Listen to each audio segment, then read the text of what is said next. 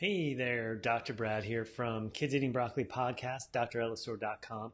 Today's live video topic is what I learned from maple syrup and how it might be the key to eating healthy.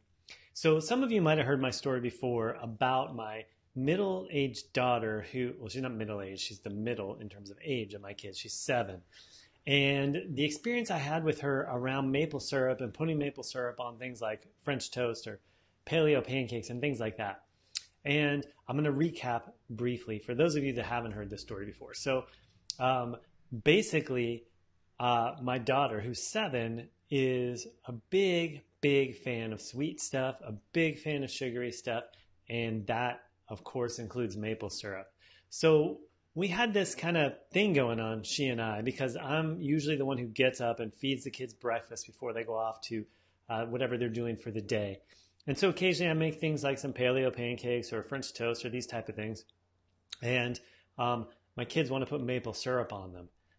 But she would dump a ton of maple syrup on there. And I kept like cringing about it, and especially as I learned more about, the effects of sugar on kids and started to study and do my Kids Eating Broccoli podcast and talk to these experts about how detrimental it is for any of us to eat tons of sugar, and then also how challenging that can be, for a kid to start their day that way. So, but what happened is I found that what I ended up doing was really getting rigid and restrictive of what I would allow her to do as far as maple syrup, like I would pour this tiny little bit on there and then she would want more and fight me for it. And I'd pour a tiny little bit more on there. And it was like this dynamic that was totally unsatisfying for certainly her, but both of us too, and then it occurred to me, like, what am I setting up here? What am I teaching her about relating to food and where you should get your information about what to eat and what not to eat and how much of these things to eat. Because basically what I'm telling her is that information should come from outside of you, right? The outside of you, in this case, is me, from her. And so, I had this realization as I considered that this was not setting up a good situation.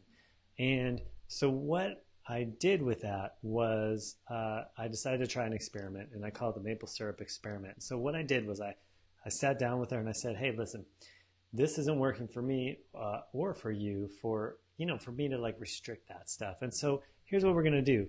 From now on, when we have something that has maple syrup, what I'm going to do is let you put whatever you want on there, however much you want. You operate it. You control the maple syrup container. The only thing I want and require from you to do this is that you pay attention to how you feel.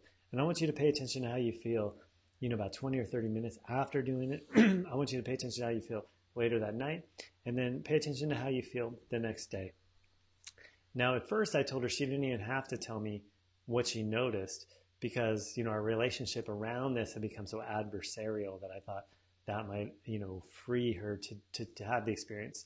But then as, she got used to this idea, I did encourage her and ask her to share it with me because I think that reflection of her having the experience and then relating it outside and then me reflecting back to her, oh, that's interesting, really helps cement that into a reality.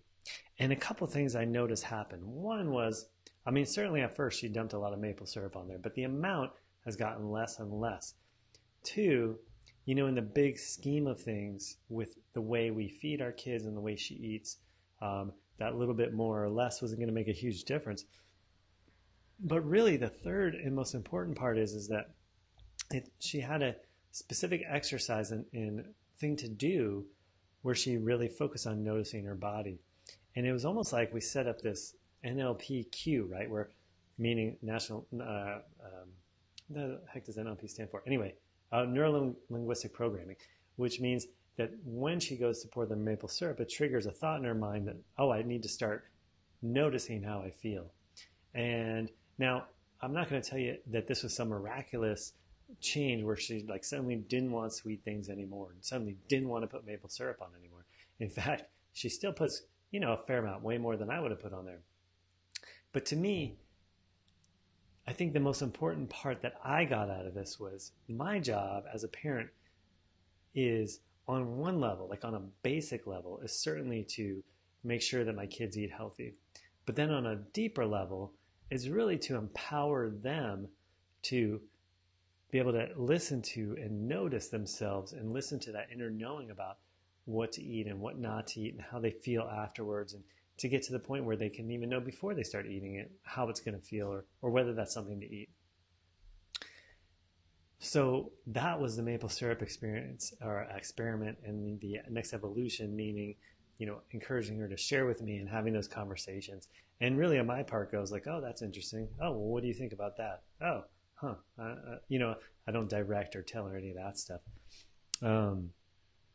So these are also the kind of things that we can implement in our lives as parents with our kids when we have that reflection too. Like I have other parents that I talk to and bounce these ideas off of, and other, people like that. And so that's really part of the reason why I created my Facebook group, the Family Wellness Legacy group. And we're growing quite a group, quite a tribe of people there, of people who want to eat healthier, people who want to impact the next generation, parents that want a healthier life for their kids and their family. So I really encourage and welcome you to join Family Wellness Legacy. It's a Facebook group. Just search it on the Facebook search bar there. You'll find it. Request to join. I'll let you in. And we share lots of stuff like this. And you get to have the experience of being able to share these things, or experience and experiment with your life and your kids, try things out, and then get reflection back, which can be a powerful tool to really help guide and understand, because a lot of us as parents with our kids honestly feel alone out there. And, I'm in some different Facebook groups about parents and healthy parents and parents with kids with ADHD, because that's a special interest and focus of mine. And that's one of those things that really strikes me a lot, is how alone it seems like a lot of us are as parents. And so let's not do that anymore. We have this awesome technology, Facebook and online. And so let's join together in a community setting. So Family Wellness Legacy. I'll see you there. You guys take care. This is Dr. Brad from Kids Eating Broccoli Podcast, drellisor.com. See you next time.